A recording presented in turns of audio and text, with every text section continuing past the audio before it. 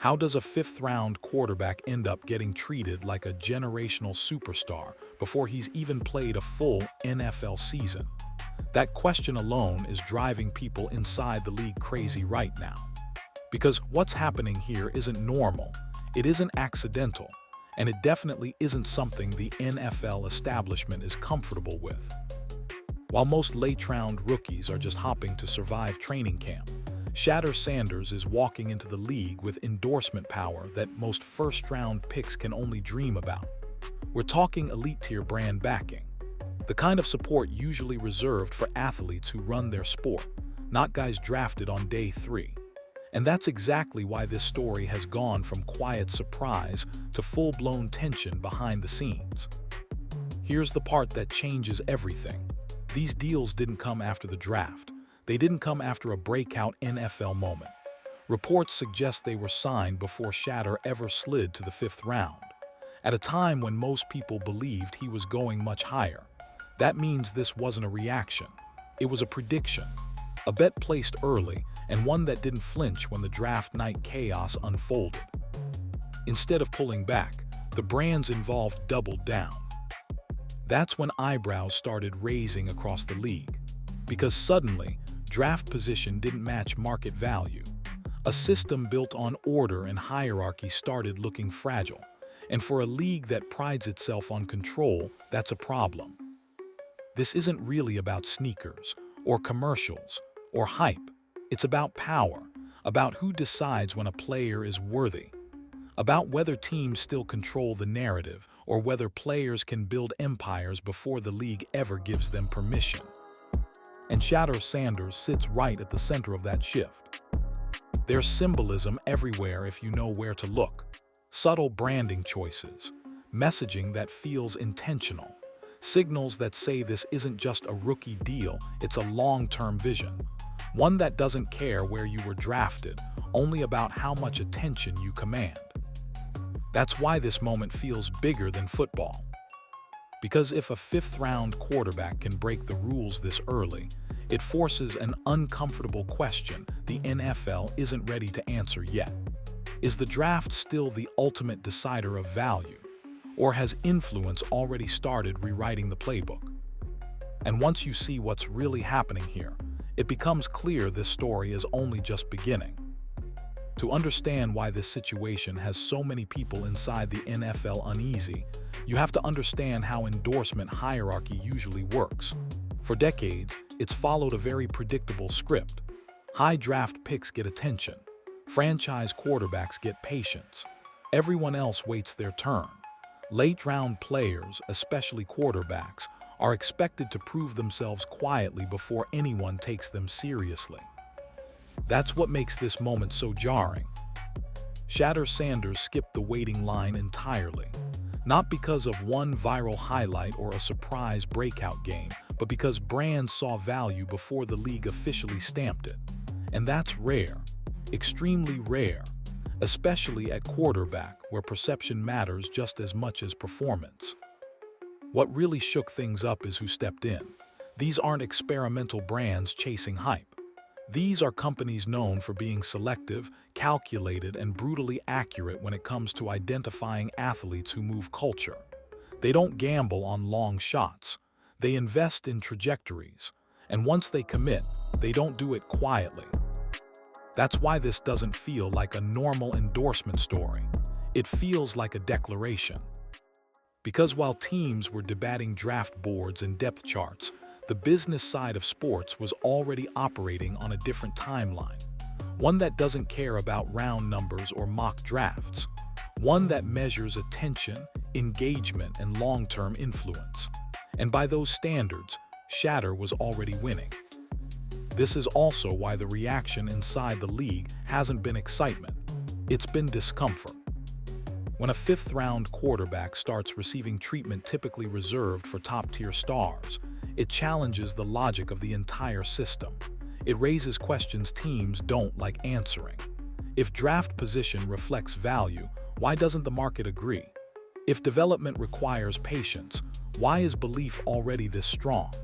And if the league is the ultimate gatekeeper, why are brands moving faster than it can?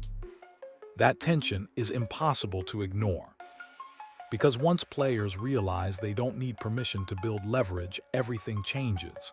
Negotiations change, power dynamics shift, and the traditional path from rookie to star starts looking outdated.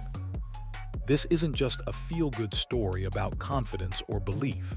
It's a stress test, one that's exposing a growing gap between how the NFL evaluates talent and how the modern sports world assigns value. And once that gap becomes visible, it doesn't close easily. Here's the part that most people glossed over, but it changes everything once you slow down and actually process it. These deals weren't signed after draft night. They weren't reactionary moves meant to capitalize on sudden attention. According to reports, they were locked in before Shedeur Sanders ever slid to the 5th round. That distinction matters more than it seems, because it means this wasn't about convincing brands after the fact. There was no scrambling to save face, no renegotiation once his name kept dropping down the board. The investment was already made. The belief was already there. And when the draft didn't go the way most people expected, nothing changed on the business side. In fact, the opposite happened. Instead of pulling back, the brands involved stayed firm. That sends a powerful signal. It says draft position didn't alter the projection. It says the evaluation was never tied to where he landed. And it quietly exposes a difference in how talent is being judged behind the scenes versus how it's ranked on draft boards. That's where things start getting uncomfortable for teams. Because if a global brand can identify long-term value without waiting for the league's approval, it raises questions about how much weight the draft really holds. Was this a miss? Was it caution? Or was it something else entirely? Those are the kinds of questions no front office wants circulating. This is also why the conversation shifted from surprise to frustration.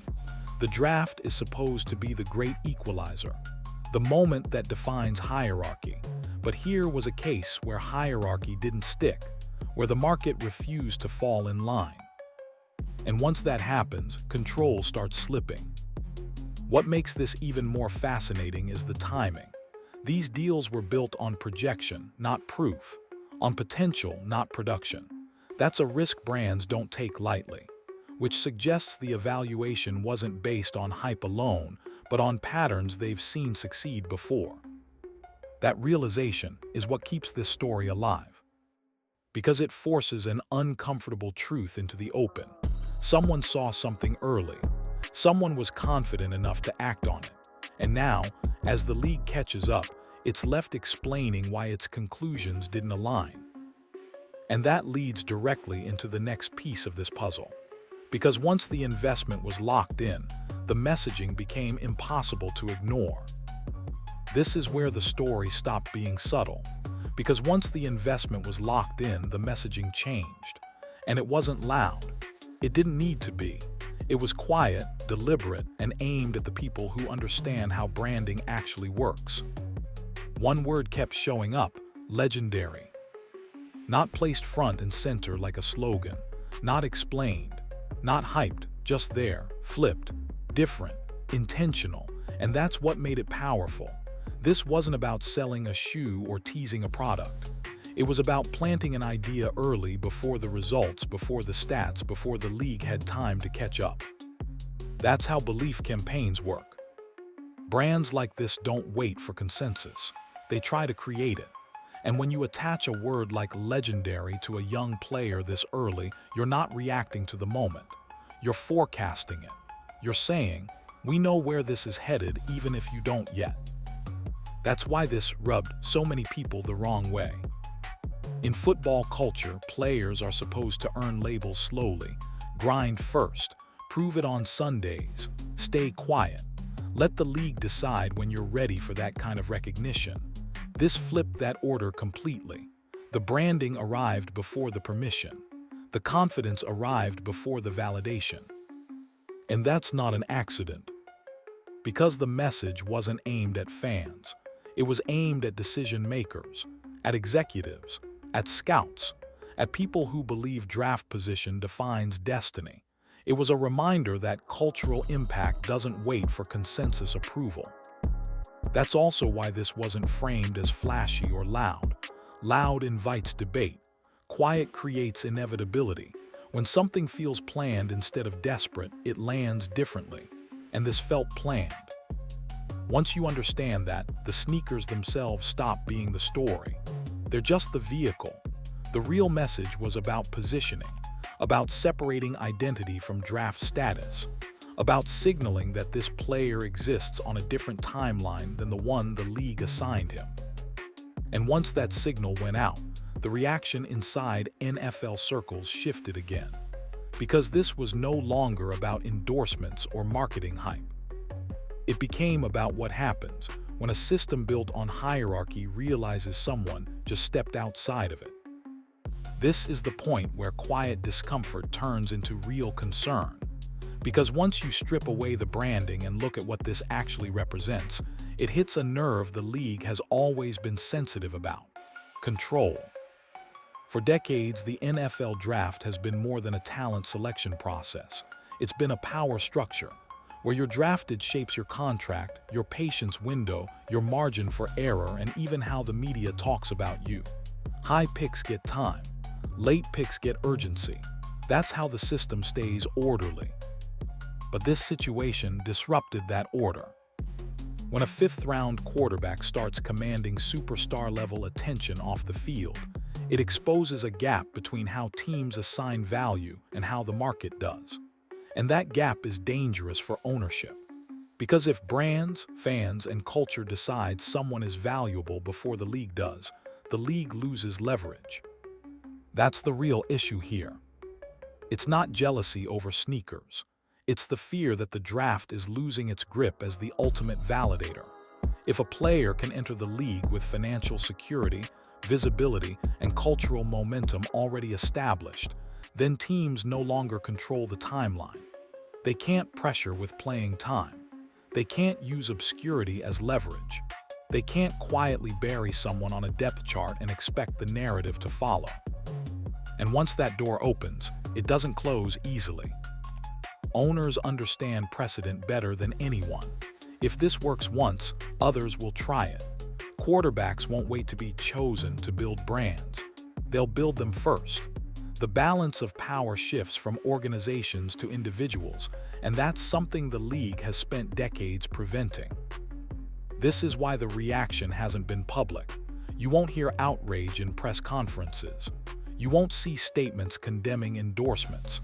But behind closed doors, this is being studied closely. Because what's happening here isn't loud rebellion, it's quiet independence.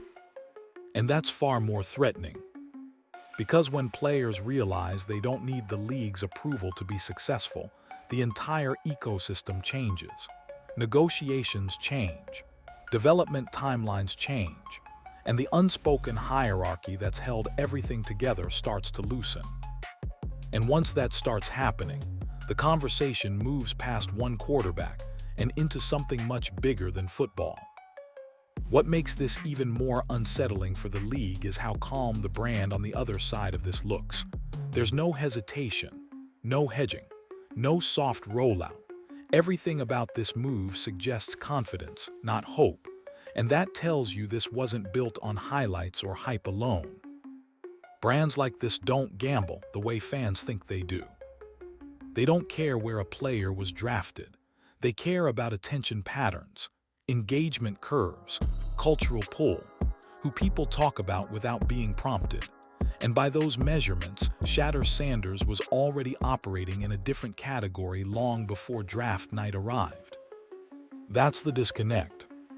While teams were focused on arm strength debates and scheme fit, the business side of sports was tracking something else entirely.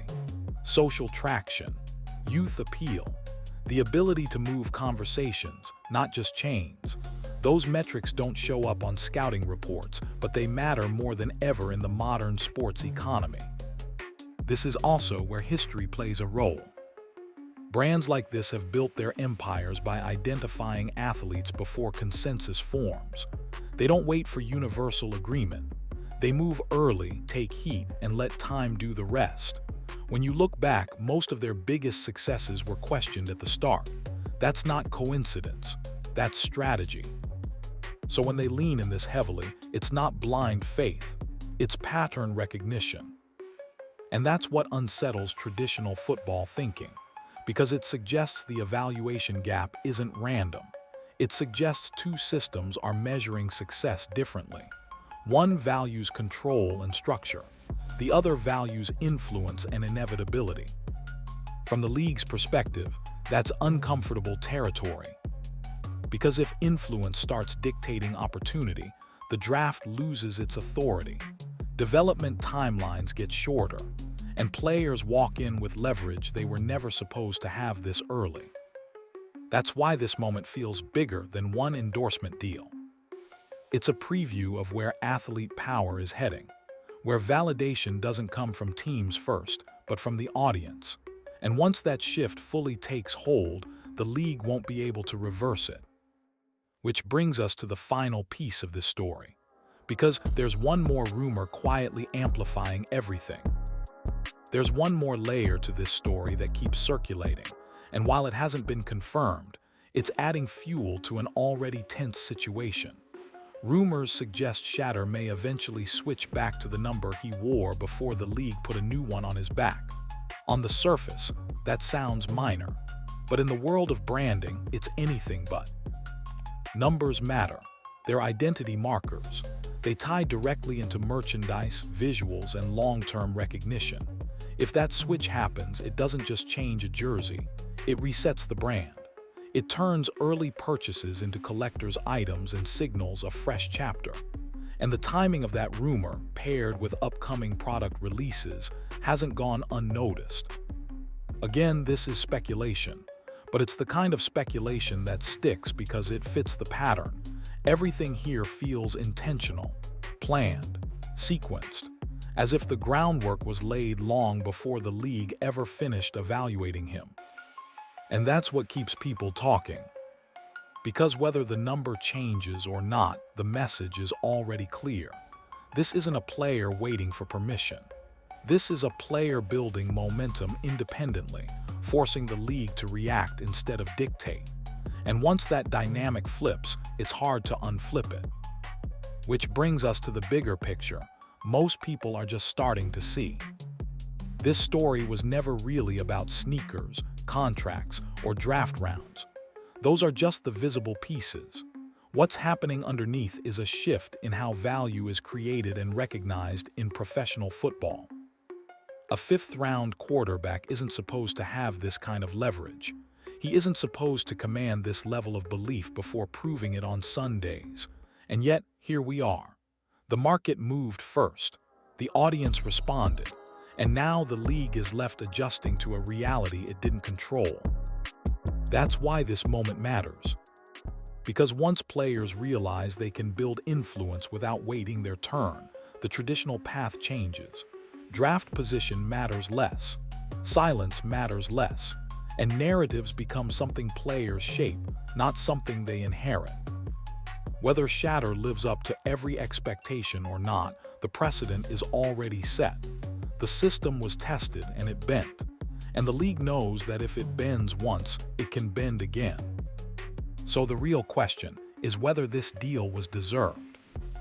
It's whether the NFL is ready for a future where validation doesn't come from draft boards first, but from the culture watching in real time. Because if this is the new reality, then what we're seeing now isn't an exception. It's the beginning of a new era. So now it comes down to this. If a player can arrive in the NFL with leverage already built, influence already proven, and belief already funded, what does that say about the old rules everyone's been playing by? This isn't about crowning anyone early. It's about acknowledging that the ground has shifted. The draft used to be the starting line. Now it's just one checkpoint. Attention, culture, and audience connection are moving faster than scouting reports ever could, and the league is being forced to keep up. Some people will say this is premature. Others will say it's earned. But either way, the conversation has changed, and it's not going back. Because once the market speaks this loudly, pretending it doesn't exist only makes the disconnect worse. So here's the real debate. Should players have to wait for validation from the league before being treated like stars? Or is this exactly what happens when athletes take control of their own narrative? Drop your honest take in the comments. And if you think this moment signals a bigger shift coming to the NFL, you already know what to do.